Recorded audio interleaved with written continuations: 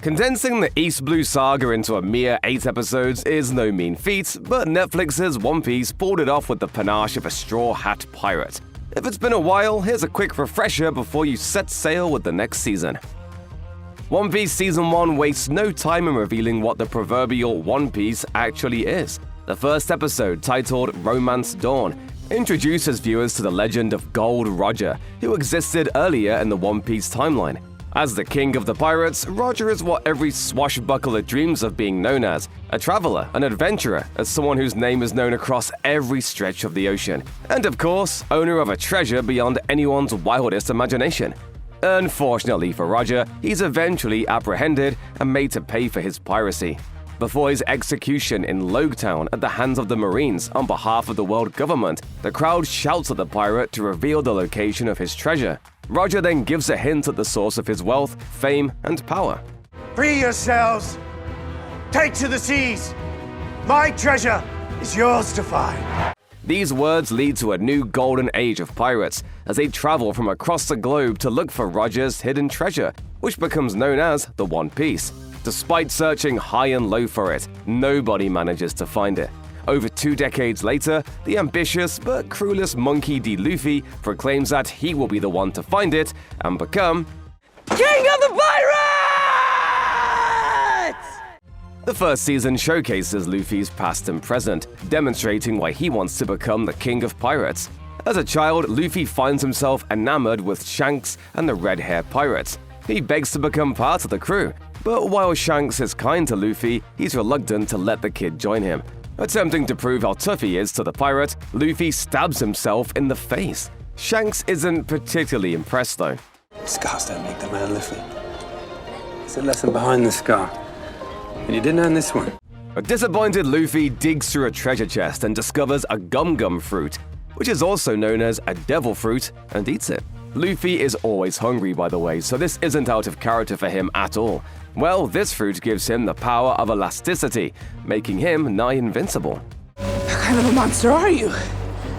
This treasure kind. The downside is, seawater renders him powerless, which isn't, a great weakness for a pirate to have. Luffy never joins Shanks' crew, but the pirate leaves Luffy with his beloved straw hat, telling Luffy to bring it back to him when he goes on to become a pirate.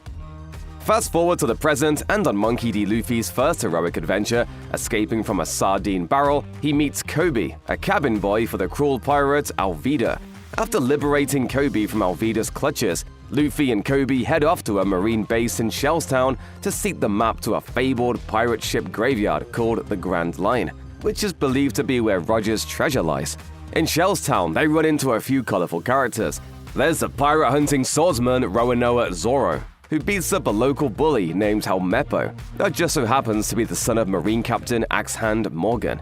Zoro gets strung up in the town square as punishment for his little bar fight, only to be freed by Luffy. They also encounter the mysterious orange-haired thief Nami, who's also looking for the map. An uneasy alliance forms as Luffy and Nami pinch the map from Captain Morgan's quarters, and as they attempt to escape, Zoro reluctantly joins the fray. You're a crew! Nope, not a crew. Together. That all leads to a heated battle between Captain Morgan and his crew and Luffy and his new buddies. The unlikely heroes come out on top in the end, and as they escape to the waters, Luffy welcomes Zoro and Nami as new members of his crew. Not a crew. Koby, meanwhile, decides to stay behind at Shellstown and become a Marine. So Luffy and Koby bid farewell to each other, knowing the next time they meet, they may be mortal enemies. Crew or not, Luffy and his burgeoning Straw Hat Pirates have adventures ahead of them. First, they have to contend with Buggy the Clown, another pirate who wants the map to the Grand Line. After a few close calls, they escape Buggy's clutches and set sail for Syrup Village to get themselves a proper ship. There, Monkey D. Luffy meets a dock worker named Usopp and asks him about a ship that he fancies. Usopp introduces Luffy to his pal and shipyard owner, Kaya, who welcomes Luffy and friends into her home with open arms. Inadvertently, the Straw Hats find themselves pulled into the deadly scheme of Kaya's butler, Klahadore, who is really the pirate Kuro, and wants Kaya's family fortune all to himself. Heck, he even murders Kaya's lawyer to show he isn't playing.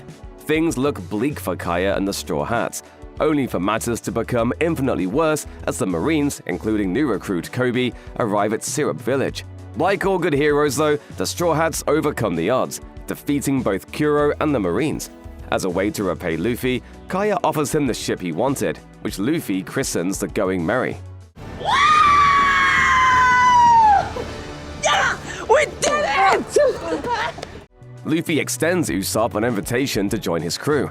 Usopp is reluctant because he doesn't want to leave Kaya, whom he has romantic feelings for, but he finally accepts after she gives him her blessing and a kiss. Aww! As one of the most powerful characters in One Piece, Vice Admiral Garp becomes feared among the pirates, thanks in part to his having a hand in Gold Roger's execution. He also holds a keen interest in stopping Monkey D. Luffy. As it turns out, there's a personal reason for this mission. After the Straw Hats embark on the Going Merry, they're attacked by Garp and the Marines. It's here that Luffy reveals who Garp really is.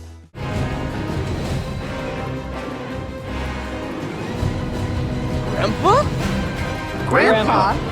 Garp pushed Luffy to join the Marines when he was young, but his grandson dreamed of a pirate's life. That was sort of a problem because Garp didn't want to see his grandson face the same fate as Roger. In the present, Garp actually gains respect for Luffy when he sees how competent he has become as a pirate and how the Straw Hats evade the Marines. That isn't all though. Garp has also taken Kobe under his wing, helping him become a more accomplished Marine, along with Helmeppo. That sets up Kobe on a collision course with the person who made it possible for him, Luffy. After outsmarting the Marines, the Straw Hat Pirates find their way to the ocean restaurant known as the Baratie. There they meet Sanji, a talented chef who believes food should be an experience and wants to create dishes that tantalize all the senses. He's also pretty good at fighting.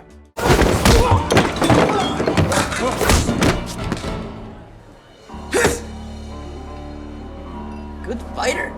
In the meantime, Garp hires a fearsome and seemingly unstoppable pirate, Dracule Mihawk, to bring in Luffy, alive of course, since he's still his grandson. Zoro engages Mihawk in a sword duel, knowing that Mihawk is the greatest swordsman in the world and wanting to prove his own ability to honor a promise he made in his past. Unfortunately, Zoro comes up short in this battle, though Mihawk spares his life and lets Luffy go. Zoro spends some time recovering, but just when they think they're safe, more trouble arises when the dangerous fishman pirate Arlong arrives looking for the map to the Grand Line and attacks Luffy. After Sanji saves Luffy, he joins the Straw Hats. But there's another twist. Someone in their crew is a traitor. Early on in One Piece Season 1, we realize that Nami isn't everything she appears to be, and she's in contact with a mysterious person about the map to the Grand Line. Eventually, it's revealed that she's been speaking to Arlong all along, and she's actually a member of the Arlong Pirates. Nami's betrayal catches everyone off guard, but there's a heartbreaking reason for it. Originally, Nami is from Coco Village. She grew up here with her adopted sister, Nojiko, until Arlong conquered the village and slaughtered their mother. As a last resort, Nami cut a deal with Arlong. She would buy back the freedom of her village for 100 million berries. However, she was also forced to work for Arlong's crew until this day arrived. Now, Nami has the money required for Coco Village's freedom. But you know what they say about how you should never trust a pirate? They totally say that, and this is why. Expectedly, Arlong reneges on their deal. He betrays Nami by cutting another deal with the dodgy marine Nezumi, who takes all of Nami's money and arrests her while Arlong gets away scot-free. A devastated Nami can't help but shed tears, knowing she betrayed her friends all for nothing and her village is doomed. But not all is lost. Monkey D. Luffy and the rest of the Straw Hats learn about Nami's past from Nojiko, which helps to put matters into context for them. Eventually, Luffy finds Nami, who asks for his help freeing Coco Village, knowing full well that he has every right to reject her request after her betrayal of his trust. But to nobody's surprise, Of course I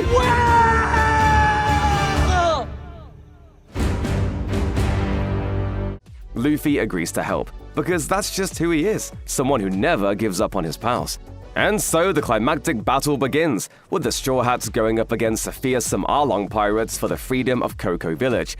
It's an epic clash of titanic proportions, where everyone gets to show off their individual skills and newfound teamwork, establishing the Straw Hat Pirates as no longer a ragtag group of seafarers, but a real bona fide crew. Nami! You're all okay. Luffy peels off to challenge Arlong in his tower, where he proceeds to punish the fishman for everything he did to Nami. Ultimately, Luffy destroys the tower and defeats Arlong. Coco Village is finally free! Hooray! Nezumi has one more card up his sleeve though. As he calls the Marines to arrest Luffy and co, Kobe and Helmeppo don't take the bait here, but Garp does. Grandfather and grandson battle, and it's clear that Luffy is no match for Garp. Shockingly, Garp does the unexpected by letting Luffy and his friends go. As it turns out, he was really just testing Luffy's resilience and merit the whole time. Now that's a twist. Couldn't you have gone a little bit easier? Where's the fun in that? The ending of Netflix's One Piece Season 1 doesn't end on a sour note. Everyone, except for maybe Arlong and his goons, find themselves fairly happy by the time the credits roll in the 8th episode, Worst in the East. As for Luffy, he might not be the king of pirates yet, but he achieves an important part of his grand ambition. There's a wanted poster with his very own face on it. Not only that, but there's also a 30 million berry bounty on his head, which makes Luffy the most wanted pirate in East Blue. Elsewhere, Mihawk meets up with Shanks and the Red Hair Pirates. It's here that Shanks finds out about Luffy's newfound fame as a pirate and the reward on his former mentee's head. Shanks and his crew cheer Luffy's success, while inviting Mihawk to join the celebrations with them. Luffy's wanted poster is a source of immense pride for him. However, as the Straw Hats point out, it's not all good news. Their journey to find the Grand Line just became infinitely more difficult.